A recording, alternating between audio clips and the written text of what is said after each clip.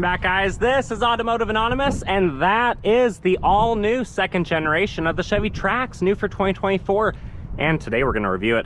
That means we're going to do a walk around, go through the specs, initial driving impressions, 0 to 60 with the GPS, and final thoughts to decide, is the Trax, even in this more bold, larger second generation, even worth your time and money? Or should you be looking at the competition like the Corolla Cross, the Nissan Kicks, the Honda HR-V, and other small crossovers? There's a lot to go over, so we're going to dive right in. And huge thank you to Twin Falls Chevy for letting me borrow this 1RS for the day. I'll leave the link below. Check them out if you're interested. They're great people. The first generation of the Trax actually did quite well. It spanned from 2013 to 2023, and in the United States, it sold between 26,000 and 116,000 units every year. But the slightly bigger, more aggressive looking Trax now for 24, it looks like a mini Blazer. It looks a lot more aggressive, and I like it. I like the paint. I like to call it red. And the overall look, this one is a 1RS. That means it's the second lowest trim level. RS usually gives you things like black mirrors, RS badging, black grille, some interior accents, and things like that. But you know what else I like? I like those LED headlights. And if you like this video, please consider liking the video. These also look like they're designed to be a miniature version of the Trailblazer, which, you know, they're not necessarily wrong about doing, because that is a really good looking vehicle. These are supposed to compete about $5,000 less than the equivalent Trailblazer. And with a base model Trax starting at about 20 grand before destination, you know, they're doing pretty well. That's a lot that you're getting for that amount of money. But what do you need to know? It's front wheel drive. It has a small 3-cylinder turbo engine. I'll show you under the hood and talk about all that in just a minute. And it gets pretty good mileage. It gets 28 in the city, 32 on the highway. With a 14-gallon gas tank, you're gonna be road tripping for almost 450 miles if you're conservative with it, which is really not too bad for this size compact crossover. This is a global platform for GM, so they're made in Korea or China. This one's made in Korea, as is the LT I reviewed for you guys the other day, and I'm assuming most of the ones for the United States market probably will also be made in Korea. It's honestly pretty crazy to me that you can have these made or manufactured across the world, pay all the import and export tariffs and taxes, and it's still cheap enough that a lot of Americans can buy it. I think it's going to be a really good product, as GM seems to put a lot of effort into their lower model line stuff, because that's what sells a lot of the masses. The new generation is roughly 11 inches longer and 2 inches wider than the outgoing first generation. So what does that actually mean? That means it's roughly 15 feet long, about 5 feet tall, 6 feet wide. They have about 7.3 inches of ground clearance with a final drive ratio of 3.53, which means it's pretty good at putting torque down, but also being economical. It has a wheelbase of roughly 9 feet, so it actually is pretty stable on the road. They weigh about 3,000-ish pounds. They have a payload of just over 1,000. That means you can have 1,000 pounds of people and stuff when you're cruising down the road in your Chevy Trax, and a turning circle of roughly 35 feet, which is pretty standard for this class of vehicle. This nearly without optioned 1RS starts at about 22,000 before destination, which is phenomenal.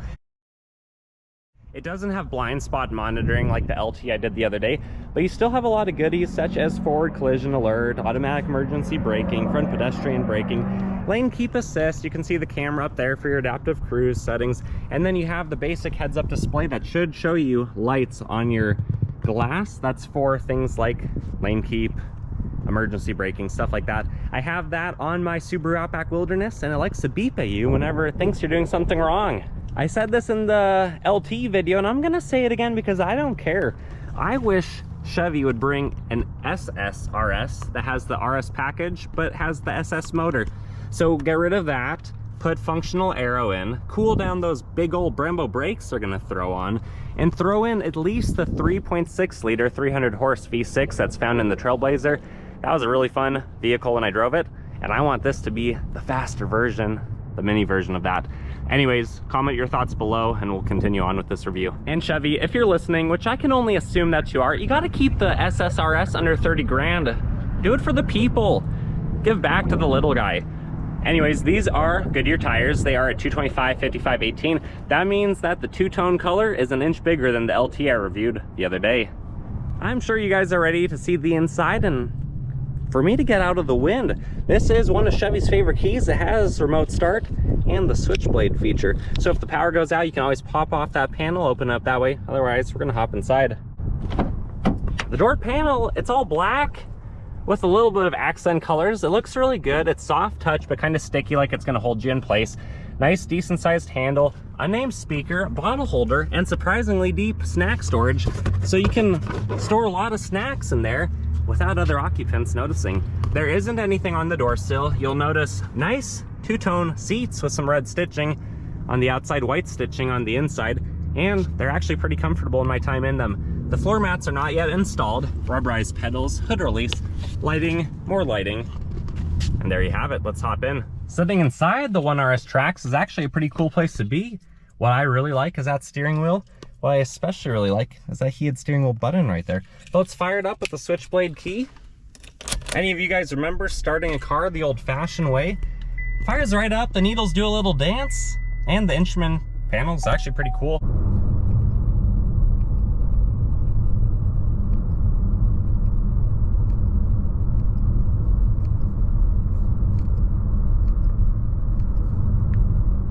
Really nice, clear screen. It does have Android Auto.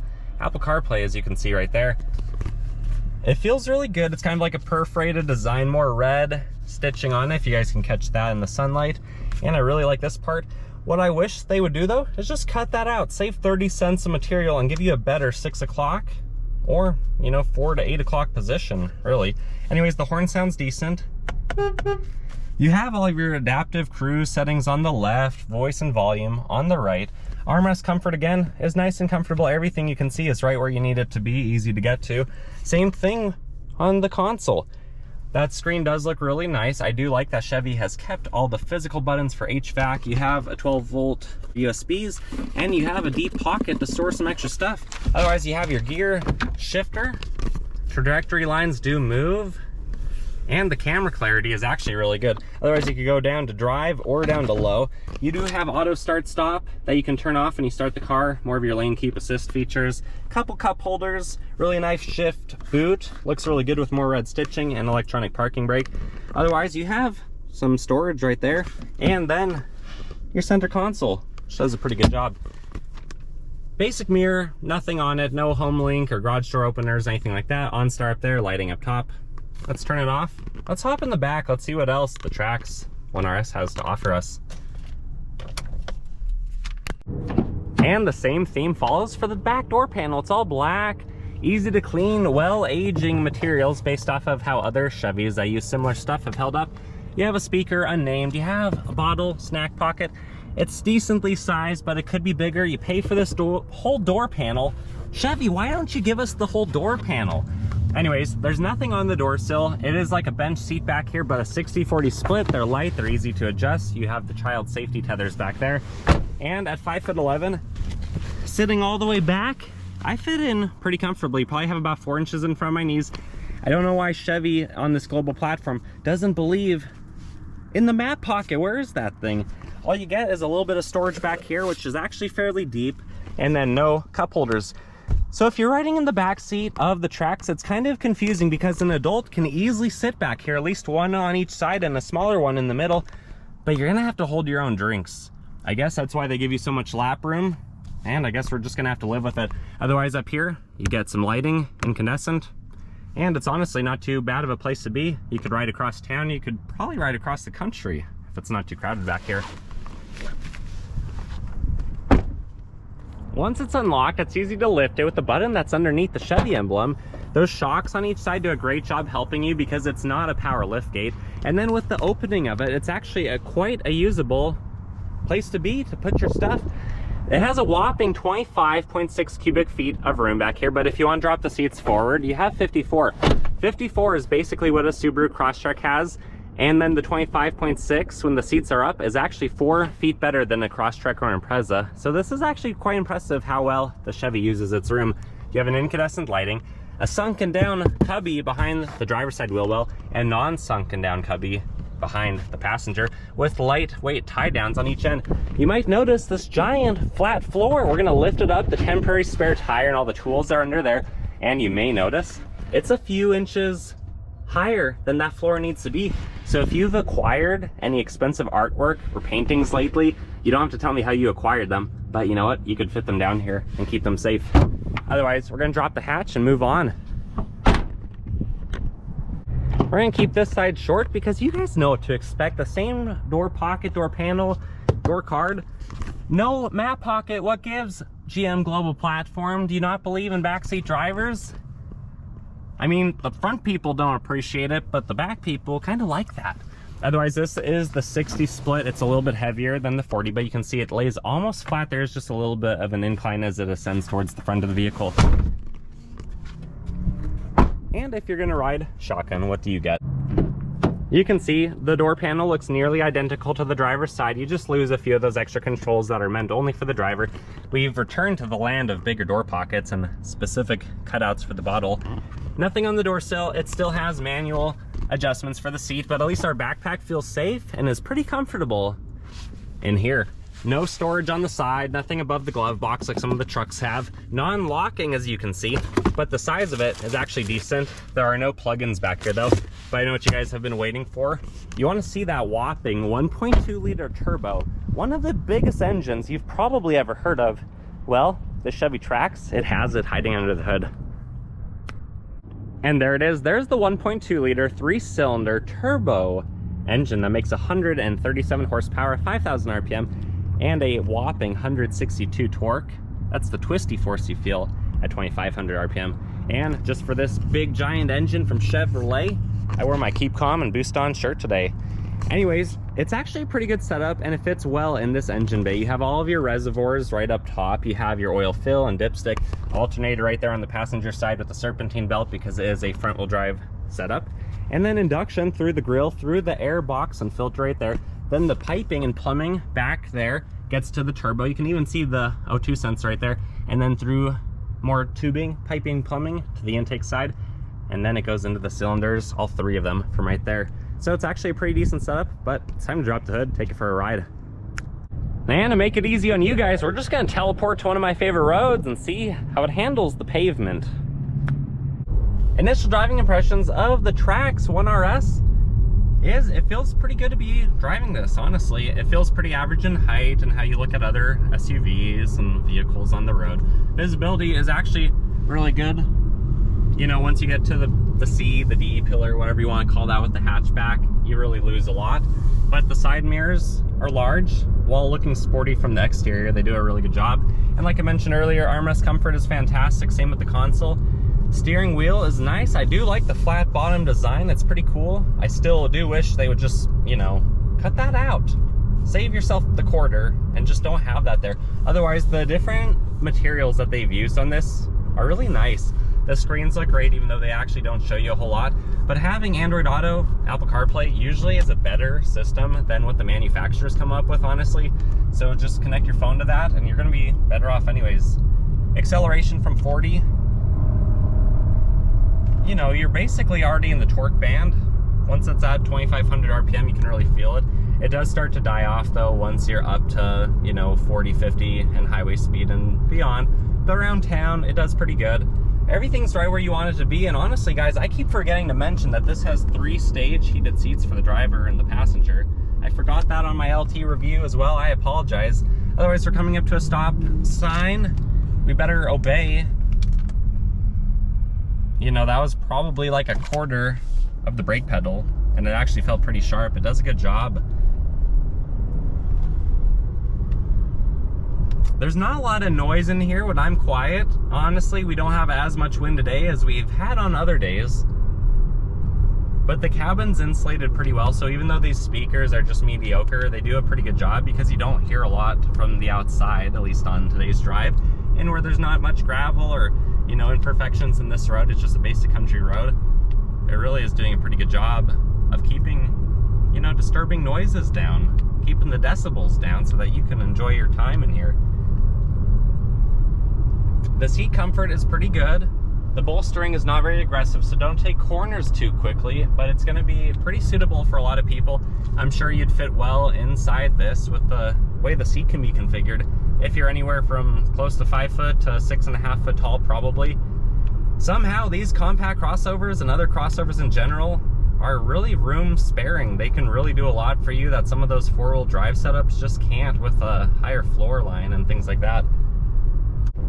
Weighing in the ballpark of 3,000 pounds and having a 9-foot wheelbase, it does feel pretty planted on the road. Having just over 7 inches of ground clearance as well, and being able to do turns, full circles in 35 feet is honestly pretty decent.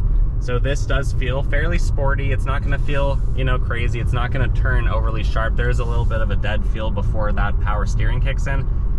But, you know, it's also not overly sensitive, which is sometimes kind of an annoyance. So overall, it handles the road pretty well in my experience. I absolutely think you guys need to get yourself in one of these. Get some bum time in the seats and see for yourself. I do want to mention that not all cruise control and adaptive cruise control features between vehicles, manufacturers, models, all that is created equally. This does seem to be a pretty smooth system, I think partially because the engine is so small and the 6-speed transmission is really good that it's not very abrupt when it has to speed up or slow down. You don't get a lot of, you know, vibration and things noticed because of the engine. But it's also, you know, a $20-some thousand Chevy. It's not super cruise, it's not a super advanced system, it's more of just a basic system. So for the value, I think it's pretty good, but there are better systems out there. But honestly, I'm having a pretty good time in here. I think I know what you guys are waiting for. You want to see how fast it is, 0 to 60. So why don't we teleport to that and get to our final thoughts? 0 to 60 in the Trax. Density altitude is about 5,400 feet, so even though this is turboed, it's still going to be down on power up to about 10%. We'll brake rev it. We'll see what I can do. I'll verbalize the true 0 to 60, and then I'll post a GPS graph after that shows without the foot rollout, so you guys can see how it would be rated.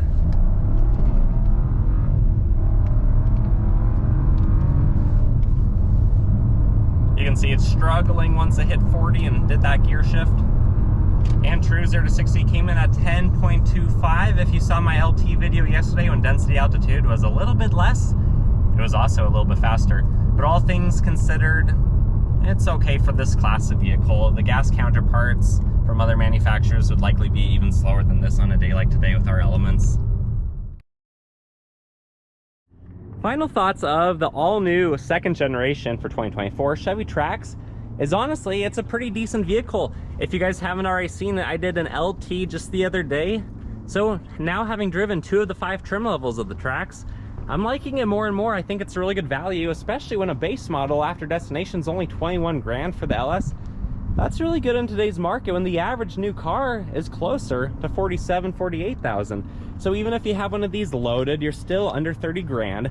You know, if you don't need all-wheel drive, front-wheel drive is just fine. Getting 30 miles per gallon combined, having the little turbo engine that actually makes a little bit of torque and feels decently quick under 40 miles per hour.